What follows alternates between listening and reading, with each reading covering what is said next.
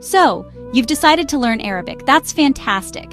It's like deciding to run a marathon, but instead of just putting one foot in front of the other, you first have to learn how to walk backwards while juggling and possibly on fire. Just kidding. Mostly. Learning Arabic is a rewarding journey, but it comes with some unique challenges. It's a language that opens up a whole new world, connecting you to over 400 million people, a rich history, and a culture that is as diverse as it is beautiful. But let's be honest, it's not exactly like learning Spanish, where half the words look like English words wearing a little hat. Now, before you get overwhelmed and decide to just learn Klingon instead, which, by the way, might be easier, I want to tell you that every single one of these challenges has a solution. It's not an impossible mountain, it's more like a series of very steep, very confusing hills. And today, we're going to be your guide. We're going to break down the main difficulties you'll face on this adventure, from the alphabet that looks like beautiful yet unreadable fancy writing, to the grammar that has more rules than a royal wedding. Think of me as your language guide. We'll tackle everything: the writing, the grammar, the way you say things that makes you sound like you're clearing your throat for 10 minutes straight, and the whole "which Arabic are we even talking about?" problem. For each hurdle, I'm going to give you practical, useful tips to help you jump over it with ease. By the end of this video, you won't just understand the problems, you'll have a toolbox full of solutions. So grab your notebook, a strong cup of coffee, or even better, some mint tea, and let's get started on this incredible, sometimes frustrating, but ultimately amazing journey. Alright, first up, the alphabet. This is where Arabic looks at the English alphabet, laughs and says, "That's cute." We write from right to left, which for many of you is already a complete rewiring of your brain. It's like trying to drive on the other side of the road for the first time. Everything feels backwards, and you're pretty sure you're about to cause a big accident. Then you see the letters themselves. They're gorgeous, flowing, and artistic, but they're also shapeshifters. A single letter can have up to 4 different forms, depending on whether it's at the beginning, middle, or end of a word, or just standing alone, feeling shy. It's like having a friend who changes their entire look for every social event. To make things even more interesting, a lot of the time the short vowels just aren't written. They're understood. It's like getting a text from a friend that just says K, and you have to figure out the whole feeling behind it based on when it was sent. But don't panic. Here's the game plan. Start with the absolute basics. Treat learning the 28 letters like a new set of friends you need to get to know very well. Use apps like Duolingo or Memrise, or go old school with flashcards. Find children's books or beginner texts that include all the vowel marks, the little dashes and squiggles above and below the letters. Read them aloud. This is your foundation. Once you're comfortable, then you can move on to the big kid texts without the vowel training wheels. Now let's talk about grammar. If the Arabic alphabet is a quirky new friend, the grammar is their entire, very complicated family. You think English grammar is tough? Arabic grammar heard that and said, "Hold my coffee." For starters, nouns are gendered, male or female. Not a huge deal, many languages do that. But then Arabic introduces the dual form. You don't just have singular, one book, and plural, many books. You have a special form for exactly 2 of something, 2 books. It's incredibly specific, like your friend who needs to point out that technically it was 2.5 minutes, not 3. And then there are the verbs. Oh, the verbs. Most verbs in Arabic come from a 3-letter root. This is actually a beautiful logical system, but when you're starting out, it feels like trying to solve a Rubik's Cube in the dark. The word for to write is kataba. The word for a book is kitab. The word for a library is maktaba. You see the KTB connection? It's brilliant, but it's a lot to wrap your head around. My advice? Don't try to swallow the entire grammar textbook in one go. You'll choke. Learn grammar in small, easy-to-understand pieces. Focus on real-life examples. Instead of memorizing charts, learn phrases like, "I want a coffee," or "Where is the bathroom?"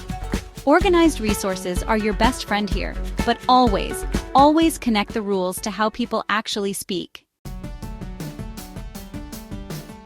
Now that we've touched on the grammar, let's go deeper into the vocabulary and that root system I mentioned.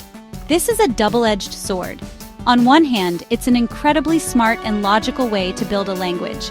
Once you understand a root, like KTB for everything related to writing, you can start to guess the meaning of new words you encounter. It's like having a secret code breaker for the entire language.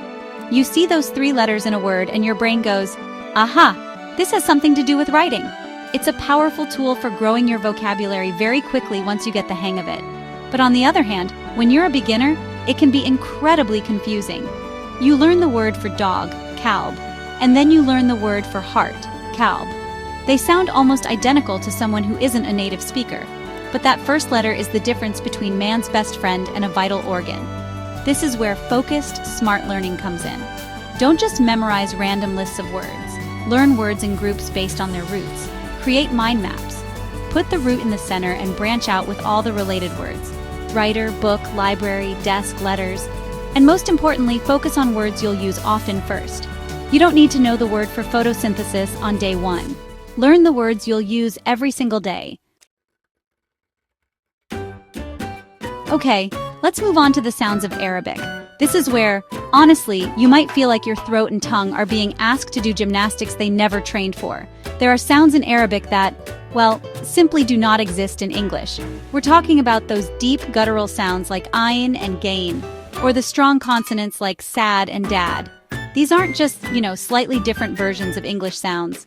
They're entirely new movements for your mouth. At first, you'll probably sound less like a native speaker and more like you're trying to get a piece of popcorn out of the back of your throat. And that's totally okay. Everyone starts there. The key is to not get discouraged. The difference between, which means dog, and, which means heart, is a perfect example of why pronunciation really matters. So how do you master it? Listen, listen, listen. Seriously, fill your ears with the language. Use audio resources where you can hear a native speaker say a word and then repeat it. Record yourself and compare it to the native speaker. It might be, kind of embarrassing at first, but it's incredibly effective. Find a native speaker for a language exchange and ask them to correct you, without holding back.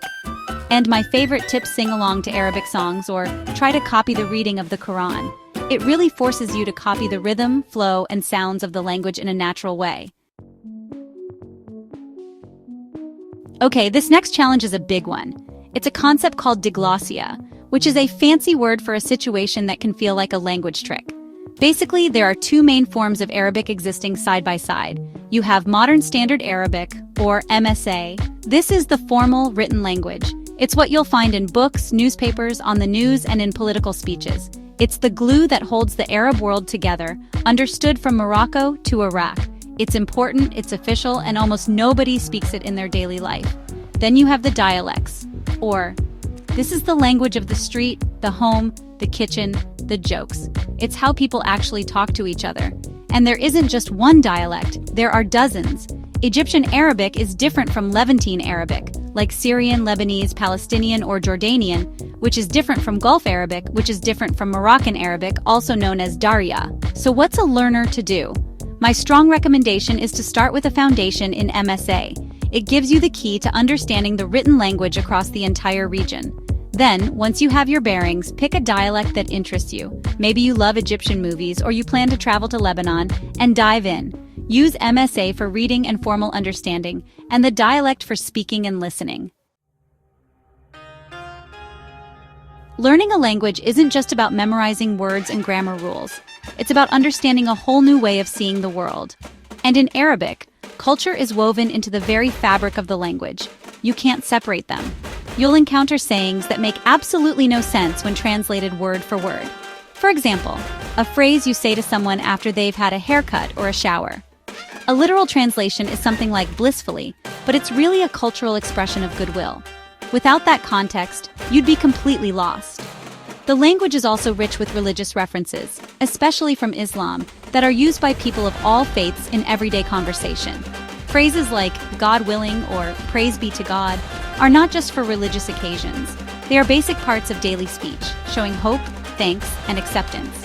To truly understand Arabic, you have to engage with the culture. Watch Arabic movies and TV shows, with subtitles at first. Pay attention to how people interact. Follow Arab creators on social media. Read books by Arab authors. Take part in cultural exchanges. This isn't just extra credit. It's essential for moving from a learner to a genuine speaker.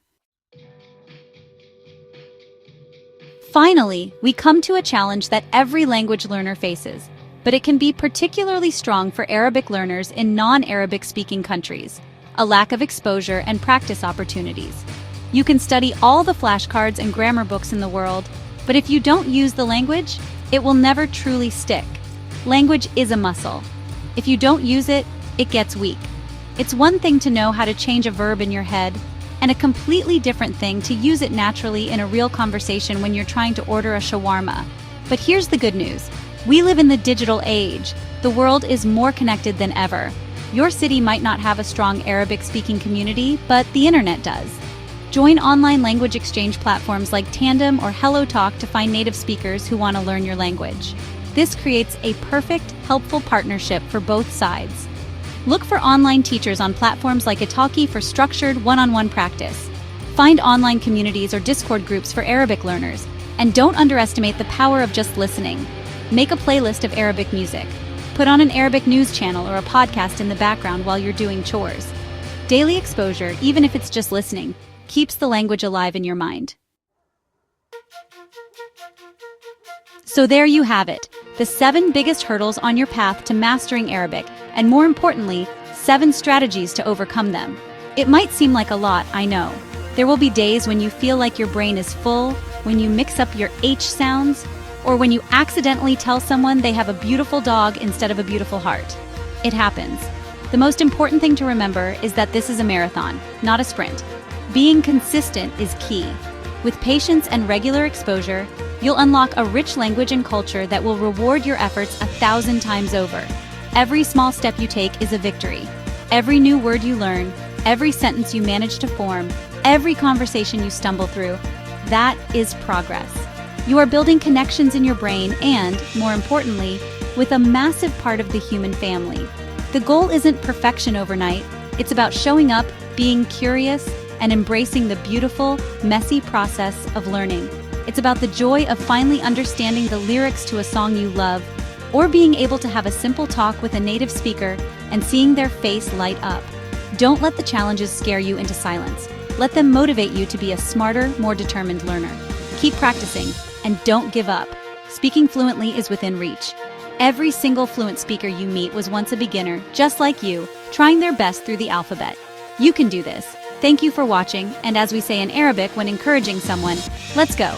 And be sure to subscribe to Speak Arabi for more tips on your journey.